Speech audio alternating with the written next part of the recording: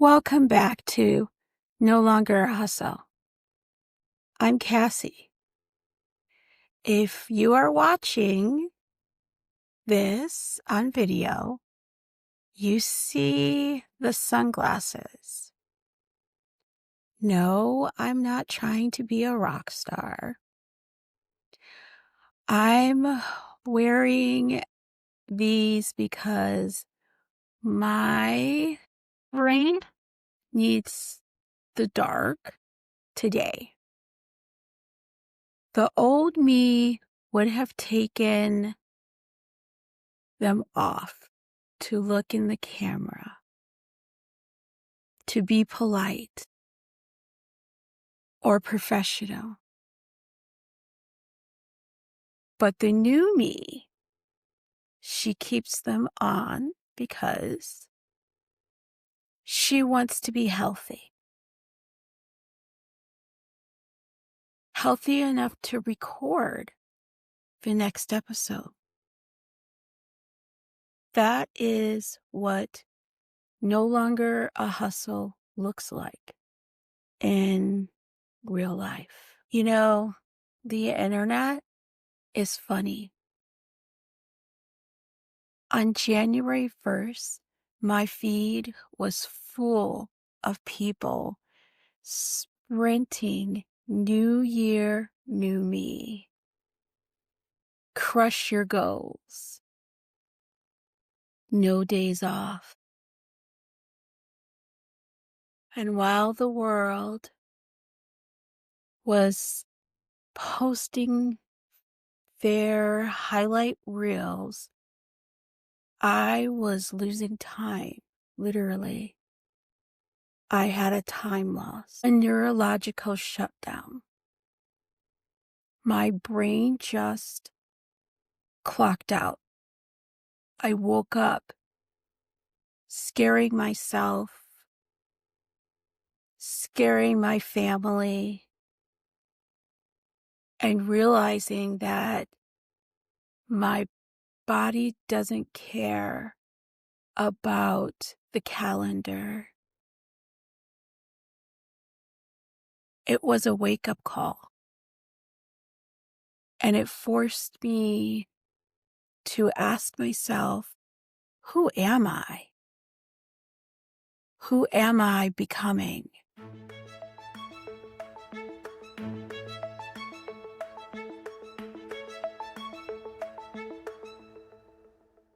Let's be real. Just 6 months ago, I would have called today a failure. 6 months ago, if I wasn't running at 100 miles an hour, I called myself lazy. I was still attempting to secure the bag. I was trying to be the fixer, the hustler, just like I had been for years. I tried to force my body to keep up with the ambition. I thought if I just pushed harder, the old me would come back. But slowly, I couldn't keep up. And I remembered asking myself, why am I becoming so lazy? Why is my body failing me? It felt like a betrayal, but I finally realized I wasn't becoming lazy. I was becoming injured. I was becoming different, and I needed to stop. I needed to stop fighting the new me.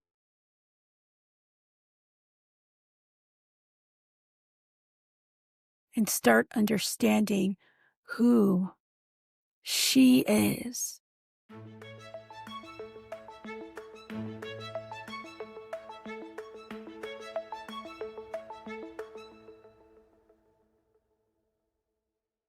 That is where the data saved me. I started keeping a symptom log, not to prove anything to a doctor, but to prove it to myself. The truth to myself. The symptom log became the tool that finally broke the spell. I looked at the pages. I saw the seizure activity. I saw the migraines. I saw the eye twitching. I saw the I saw the blackouts. I saw for the first time in my life, and I couldn't argue with it. I couldn't say that there wasn't anything wrong with me. An opportunity came up this past week, a job, a bag, for me to hustle easily.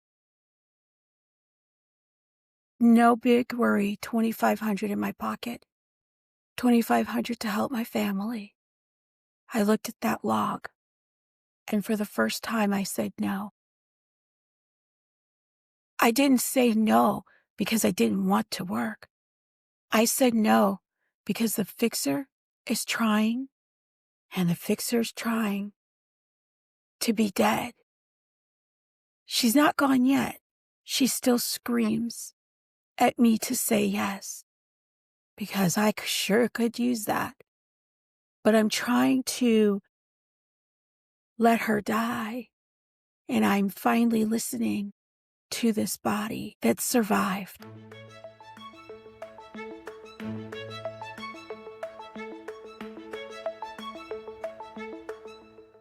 So, if I'm not the fixer, what am I?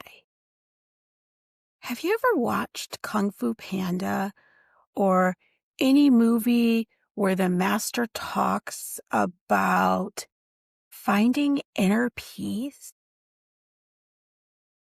There is this idea about becoming like a great tree, roots deep, unmovable. You don't fight the force coming at you. You become the force that stands still. That is what I am becoming. A large, unmovable force. Not literally. I mean, I'm sitting in a chair and I am large, but I'm talking figuratively.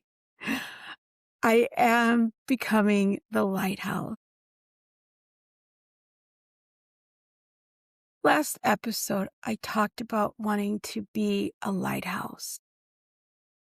Well, this week, I actually tried it. And I have to be honest with you. It is difficult.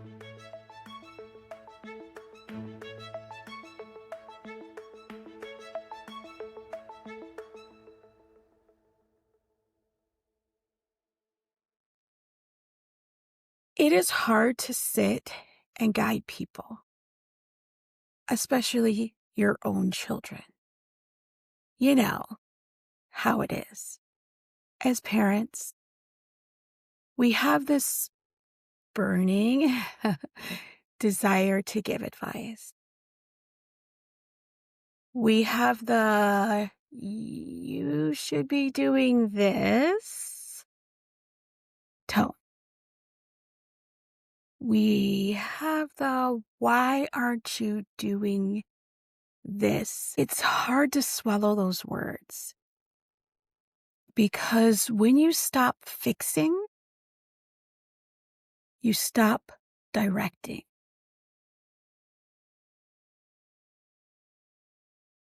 You allow those boats to set the vibe. And honestly, Yikes. That takes away a power, a power sense that a mom feels. We rely on that power. It feels like control, the mom control. But I realized something this week. That power you feel,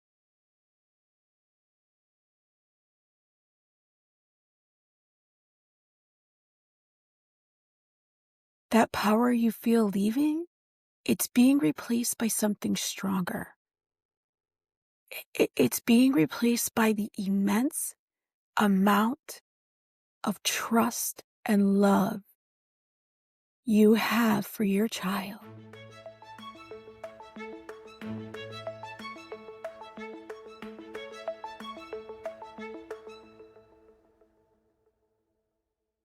I had practiced this immediately. My son came home this week. And oh boy, did I have expectations burning. They were burning inside me so bad. I just wanted to shout them out all over the place or write them on the walls. I wanted to hand him his schedule. I wanted to fix his life in the first 10 minutes, but I stopped. I became the tree. I became the lighthouse. I just said, breathe, get situated. Now you tell me what's next. How are you gonna make that happen? I didn't drag him. I let him stare. But the real test came later. But the real test came later. My 26-year-old adult son called me with terrible news. He had been assaulted. His dignity was hurt. And they owed me. I could have easily said words to fuel his rage. I could have jumped into the fire with him. But I sat still. I listened. I was the lighthouse. And because I was calm, I was able to show him about the truth. I told him, I am so proud of you. I told him that he showed the public exactly who he is. A Black man who is proud, respectful, and disciplined. He didn't hit back. Despite her behavior, he held his line. I told him that is a powerful message to the public eye. You kept your dignity. You held your head up high. I was able to be the light that showed him his own worth. And that is worth way more than fixing it.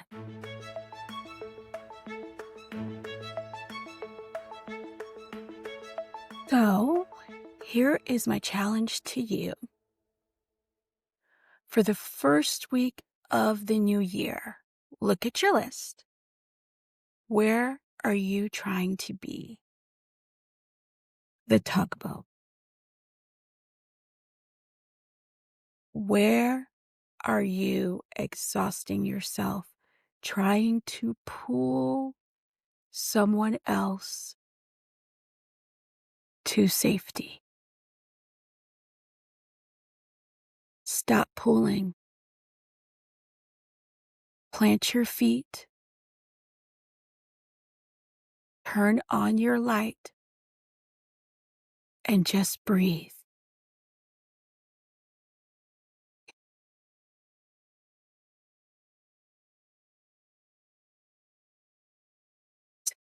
Because you are no good to anyone if your bulb burns out. I'm Cassie. The fixer is trying to be dead. Let's help her rest. I'll catch you next week. And yes, I will not wear white on my white background. Because I do find that a little funny too. Bye now.